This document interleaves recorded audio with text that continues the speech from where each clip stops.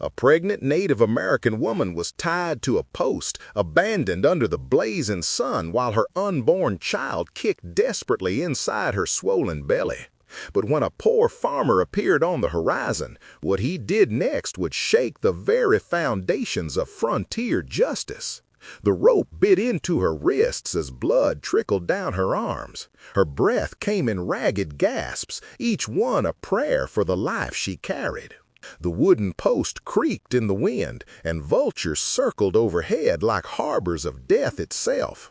Her captors had left her here to die slowly, a message to all who dared defy their will. But in the distance, dust rose from a single horse's hooves, carrying a man whose conscience would not let him turn away.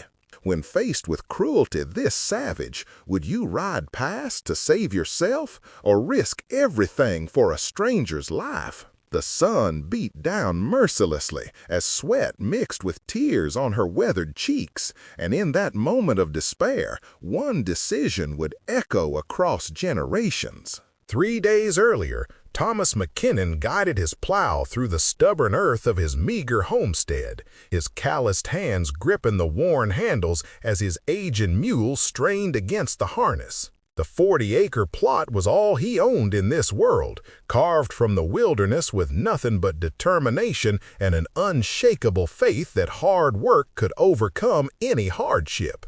His wife Sarah had died the previous winter, leaving him alone with memories and a cabin that felt too large for one man's footsteps. Each morning he spoke to her grave beneath the oak tree, promising to tend the small garden she had loved. The corn was growing tall despite the drought, and his few chickens provided enough eggs to trade in town. It was not much, but it was honest work, and Thomas had learned long ago that a man's worth was measured not by his wealth, but by his willingness to stand for what was right. His neighbors considered him odd, a solitary figure who kept to himself and showed kindness to travelers regardless of their skin color or station in life. If stories like this speak to you, consider subscribing so you won't miss the next one. On that fateful morning, Thomas was mending his fence when he heard the thunder of hooves approaching from the east. A dozen mounted men appeared through the dust cloud, their faces grim and their weapons gleaming in the harsh sunlight.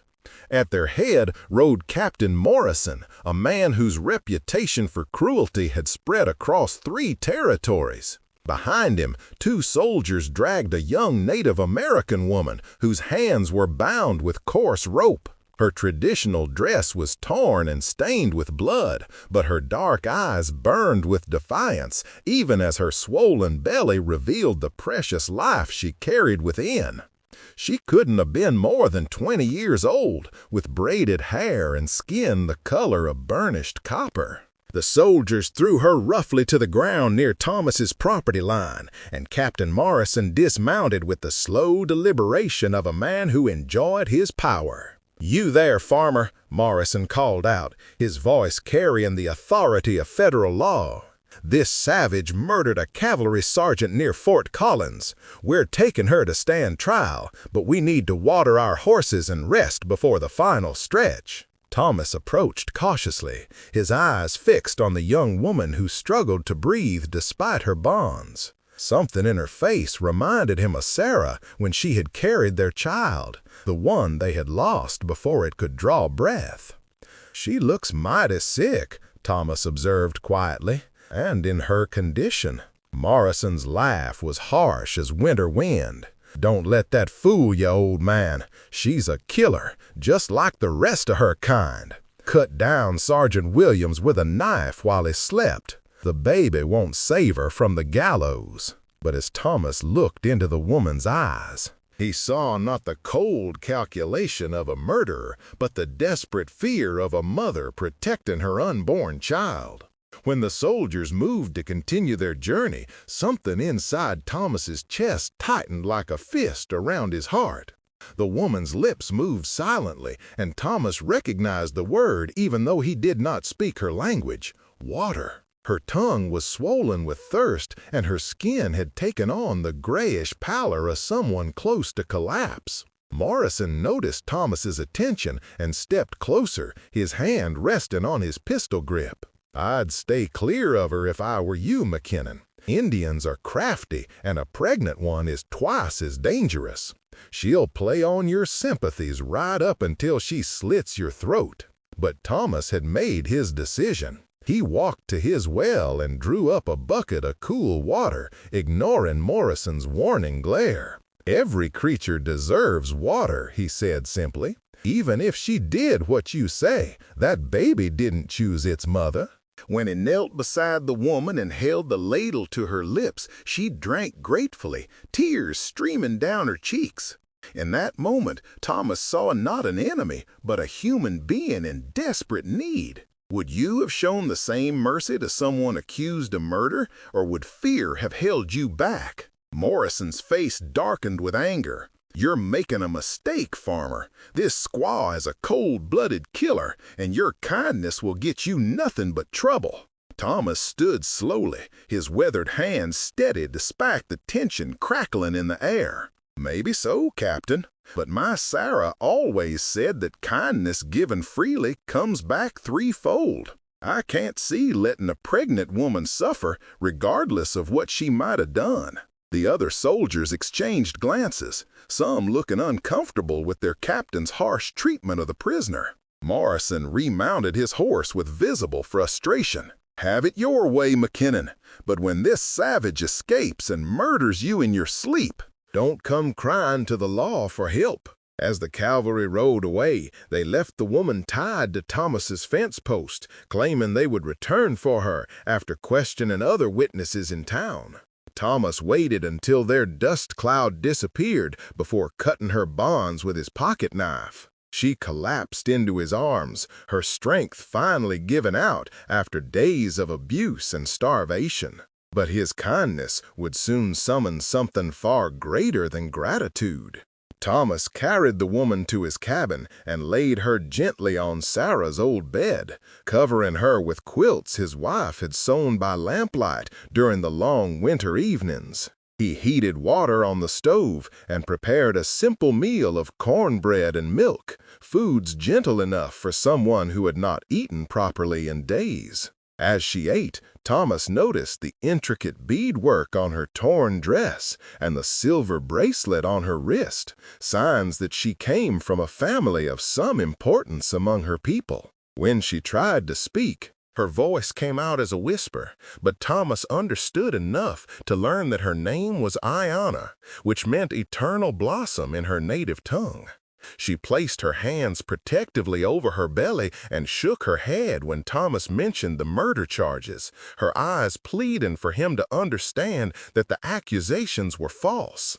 Whether she was guilty or innocent, Thomas knew he could not turn away a woman so close to giving birth. That evening, as Thomas sat beside her bed reading from his worn Bible, Ayana began to tell her story in broken English mixed with gestures and drawings scratched in the dirt floor. She had been traveling with her husband to visit her sister's family when soldiers attacked their small camp without warning. Her husband had fought bravely to protect her, but he was killed in the first volley of gunfire. In the confusion that followed, Sergeant Williams had tried to assault her, and when she fought back to protect her unborn child, he had fallen and struck his head on a rock. She had fled into the wilderness, but the soldiers tracked her for 2 days before capturing her near the river.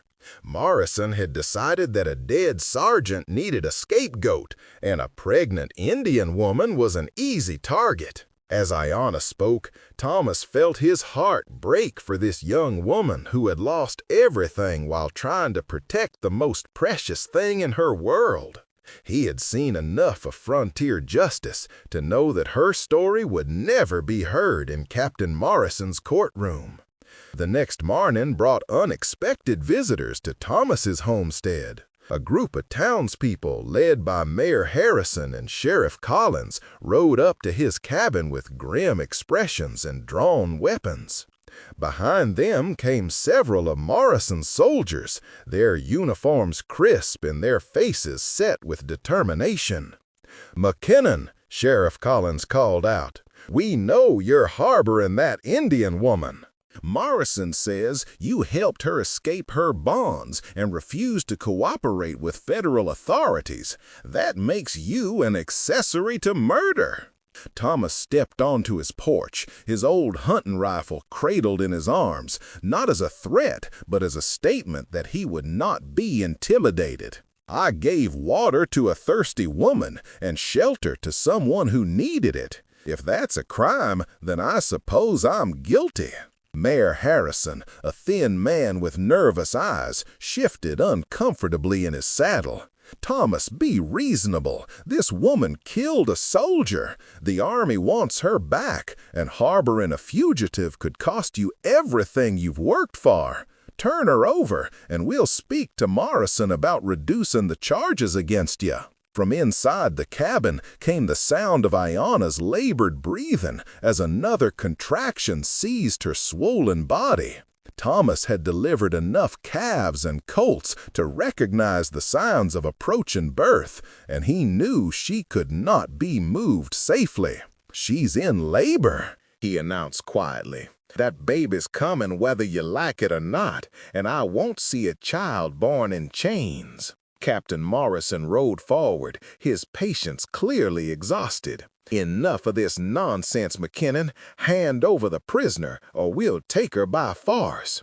Your sentimental notions about mercy don't change the fact that she's a murderer." But Thomas held his ground, remembering the words his father had spoken on his deathbed. "A man who won't stand for something will fall for anything." "I've seen enough of your frontier justice, Captain. This woman's story deserves to be heard before you stretch her neck." The tension in the air was thick enough to cut with a knife as more townspeople gathered to witness the confrontation. Would you defend someone accused of murder, or would you step aside to protect yourself? Inside the cabin, Ayanna's cries grew more urgent as her labor progressed. Thomas knew that every minute of delay increased the danger to both mother and child. But he also understood that once Morrison took her away, she would never see another sunrise. Sheriff Collins dismounted and approached the cabin steps, his hand resting on his pistol grip. "I'm sorry, Thomas, but I have my orders. Stand aside, or I'll have to arrest you for obstruction of justice." The crowd of townspeople watched in tense silence, some nodding approval of the sheriff's actions, while others looked troubled by the harsh treatment of a woman in childbirth. Thomas recognized several faces among them. Neighbors who had accepted his help during wide harvests and hard times. "Sheriff," Thomas said quietly, "you've known me for 10 years. Have I ever lied to you or caused trouble for anyone?" Collins hesitated, his weathered face showing internal conflict. "No, Thomas, you're one of the most honest men I know. But this is bigger than both of us. The Army wants this woman, and they've got the law on their side." As if summoned by the tension in the air, a new sound reached their ears from the eastern horizon, the rhythmic pounding of many horses approaching at full gallop. The crowd turned as one to see a sight that froze their blood in their veins. 50 mounted warriors appeared through the heat shimmer, their painted faces and eagle feathers marking them as members of Ayanna's tribe. At their head rode an elderly chief whose presence commanded instant respect, his weathered features carved from stone and his dark eyes burning with righteous anger. The townspeople began backing toward their horses, suddenly realizing that they were outnumbered and far from the safety of their homes. Captain Morrison drew his saber, but even he seemed to understand that this confrontation had just escalated far beyond his ability to control. The chief raised his hand, and the warriors halted in perfect formation, their silence more ominous than any war cry. In that moment, every person present understood that they stood at the crossroads of a conflict that could determine the fate of the entire territory. The chief dismounted slowly, his aged joints protesting the years of hard riding and countless battles. He wore the traditional dress of his people, with intricate beadwork and eagle feathers that marked his high rank among the tribes. His weathered face showed no emotion as he surveyed the scene before him, taking in the armed townspeople, the nervous soldiers, and the humble cabin where his daughter lay in labor. When he spoke, his voice carried the authority of generations of leadership. "I am Chief Standing Bear of the Northern Cheyenne. The woman you hold is my daughter, Ayanna, and she carries my first grandchild." Morrison's face went pale as the implications of the chief's words sank in.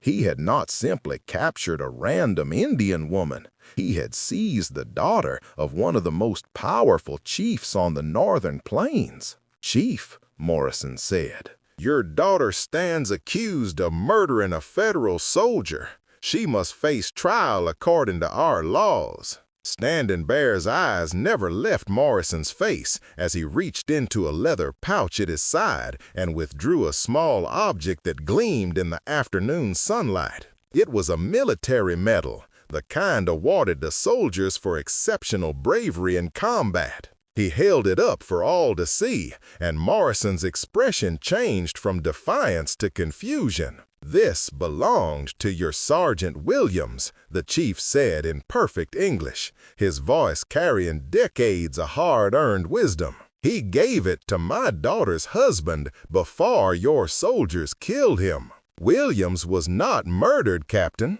He was a friend to our people, a man of honor who tried to protect my daughter when your other soldiers attacked their camp." The crowd gasped as the truth began to emerge, and Morrison's certainty crumbled like sand in a windstorm. "Williams died trying to defend Ayanna from assault," Standing Bear continued.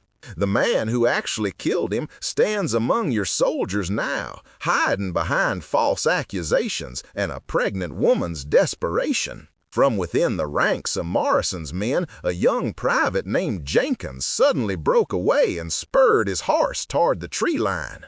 But Chief Standing Bear raised his hand, and two of his warriors cut off the soldier's escape route with practiced ease. Jenkins was forced to return, his face streaked with sweat and his eyes wild with panic. "It wasn't supposed to happen like this," he babbled as the warriors surrounded him. "Williams was going to report us for what we did to the Indian camp. He said it was murder, not a legitimate military action. I only hit him once, I swear. He fell and hit his head on a rock. It was an accident." Morrison's face darkened with fury as the full scope of his men's deception became clear. He had been manipulated into pursuing an innocent woman while the real killer rode among his own troops. Inside the cabin, Ayanna's cries reached a crescendo as her labor reached its final stage. Thomas had been moving between the cabin and the porch, monitoring her condition while keeping watch on the tense standoff outside. Now he emerged with urgent news. "The baby's coming now," he announced. "She needs help, and she needs it fast." Chief Standing Bear looked toward the cabin with deep concern etched on his weathered features.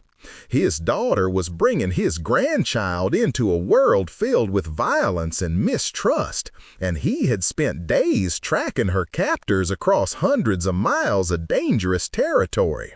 "My daughter has suffered much," he said quietly, "but you, farmer, have shown her kindness when others showed only cruelty. For this, my people will remember your name with honor."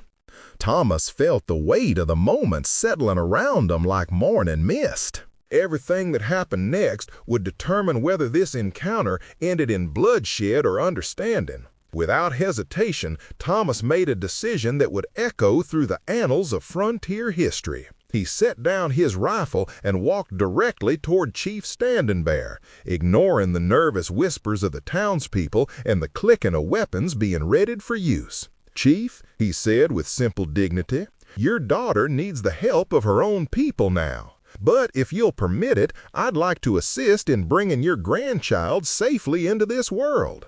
The old chief studied Thomas's face for a long moment, reading the sincerity in his weathered features and the genuine concern in his eyes. Then, slowly, he nodded his approval.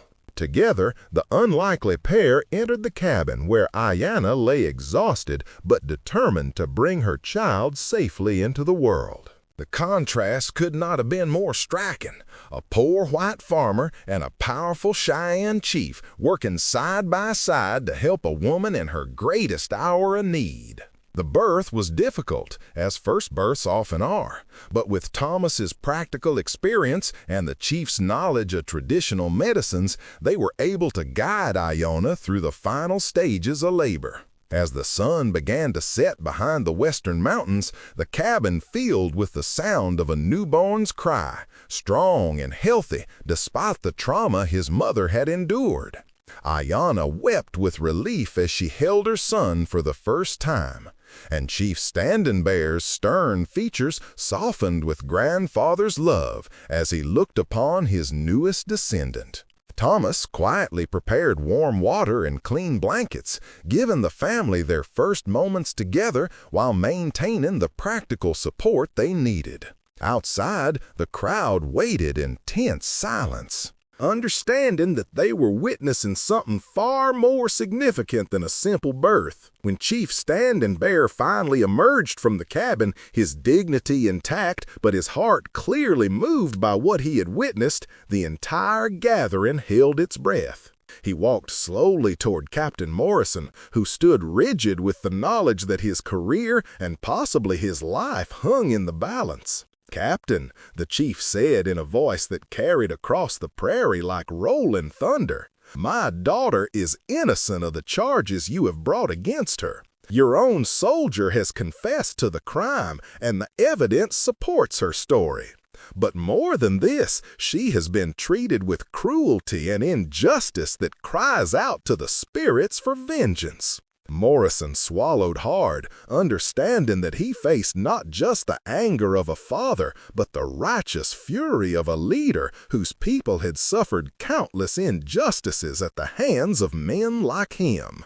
But Chief Standing Bear was not finished. He turned to address the crowd of townspeople who had come to witness what they thought would be a simple capture of a fugitive. "People of this settlement," he said, his voice carrying the weight of generations of wisdom, "you have seen today how quickly truth can be buried beneath fear and prejudice.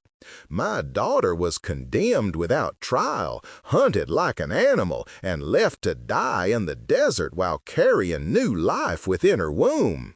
Only one man among you showed her mercy, and for this act of courage, he has earned the friendship of the Northern Cheyenne Nation." The crowd stirred uneasily, many of them realizing for the first time how close they had come to participating in a terrible injustice. "But do not mistake kindness for weakness," the chief continued. "Those who would harm the innocent under the shield of law and authority will find that justice has many faces, and not all of them wear the uniform of the white man's army." Thomas emerged from the cabin carrying a bundle of clean blankets and a pot of fresh water, his practical nature asserting itself even in this moment of high drama. He had helped bring new life into the world, and his heart was full of the quiet satisfaction that comes from doing what is right regardless of the consequences. Chief Standing Bear watched him with growing respect, recognizing in this simple farmer the kind of moral courage that had become all too rare on the frontier. "Thomas McKinnon," the chief said formally, "you have shown honor when others showed only fear. You have given aid when others gave only condemnation. For this, I name you brother to the Northern Cheyenne, and your home shall always be a place of safety for our people." The old chief reached into his medicine pouch and withdrew a small eagle feather, placing it solemnly in Thomas's weathered hands. It was a gift of immense significance. marking him as a friend to the tribe and ensuring his protection should he ever need it. Captain Morrison, faced with the collapse of his case and the exposure of his men's crimes, attempted to salvage what remained of his authority. "Chief Standing Bear," he said stiffly, "while I regret the misunderstanding regarding your daughter, I must still insist that she return with us to face proper military investigation. Procedures must be followed." The chief's response was swift and final. "Captain, my daughter will return to her people, where she will raise her son in the ways of his ancestors. Your soldier Jenkins will face justice among my tribe, according to the old laws that governed this land long before your forts and settlements claimed it. This is not negotiable." The standoff that followed was brief but intense, with 50 mounted warriors making it clear that any attempt to take Ayanna by force would result in a bloodbath that none of them would survive. In the end, pragmatism won over pride. Morrison released Jenkins to the chief's custody and agreed to report that Ayanna had died of complications during childbirth, officially closing her case while allowing her to return safely to her people. It was not perfect justice, but it was the best outcome possible given the circumstances. As the townsfolk began to disperse, many of them cast apologetic glances toward Thomas, recognizing that his moral courage had prevented them from participating in a terrible wrong. Sheriff Collins approached Thomas privately before leaving. "You did the right thing, Thomas," he said quietly. "I should have listened to my conscience instead of following orders. That woman and her baby would have dead if not for you." As evening fell over the homestead, Chief Standing Bear prepared to depart with his daughter and newborn grandson. Ayanna, still weak from childbirth but glowing with the happiness of new motherhood. He insisted on speaking personally to Thomas before leaving. Through her father's translation, she told him that she would name her son Thomas in his honor, ensuring that his act of kindness would be remembered for generations to come. The chief added his own promise that Thomas's homestead would be under the protection of the Northern Cheyenne Nation, and that any member of the tribe would consider it their sacred duty to aid him in times of trouble. It was a bond forged not through treaties or negotiations, but through one man's willingness to see humanity in someone that others had dismissed as an enemy. The warriors departed as silently as they had arrived, disappearing into the gathering darkness like spirits returning to the realm of legend. Thomas stood alone on his porch, the eagle feather in his hand, catching the last rays of sunlight as he watched them go. In the distance, he could hear the sound of Ayanna singing a traditional lullaby to her newborn son, her voice carrying across the prairie like a prayer of thanksgiving. The cabin felt different now, filled with the echoes of new life and the satisfaction of knowing that he had stood for something greater than his own safety and comfort. Sarah would have been proud, he thought, remembering his wife's gentle insistence that kindness given freely always finds its way back to the giver. Years later, when settlers spoke of the incident at McKinnon's farm, they would remember it as the day that changed everything between the white settlements in the Northern Cheyenne. Thomas became known throughout the territory as a man whose word could be trusted and whose homestead was a place of sanctuary for travelers of all races. True to their promise, members of Ayanna's tribe would often stop by his farm during their journeys, bringing gifts of food and supplies and offering their labor during harvest time. The friendship forged in that moment of crisis grew into a lasting alliance that helped prevent countless conflicts in the years that followed. And somewhere on the northern plains, a young Cheyenne boy named Thomas learned the story of his birth and the white farmer whose courage had saved both his mother's life and his own. The legacy of that single act of mercy echoed through generations, proving that sometimes the most powerful force in the world is simply one person's willingness to do what is right, regardless of the cost. Thomas McKinnon had risked everything to save a stranger, and in doing so, he had discovered that true courage is not the absence of fear, but the decision to act with compassion even when the outcome is uncertain. In a world often divided by fear and prejudice, his story stands as a reminder that bridges between peoples are built not through grand gestures or political treaties, but through simple acts of human decency, performed when no one is watching and nothing is expected in return. Would you have risked everything for a stranger's desperate plea for help? Subscribe for more powerful stories like this, and click on the video on the screen to watch the next one with a twist so powerful you'll never forget it.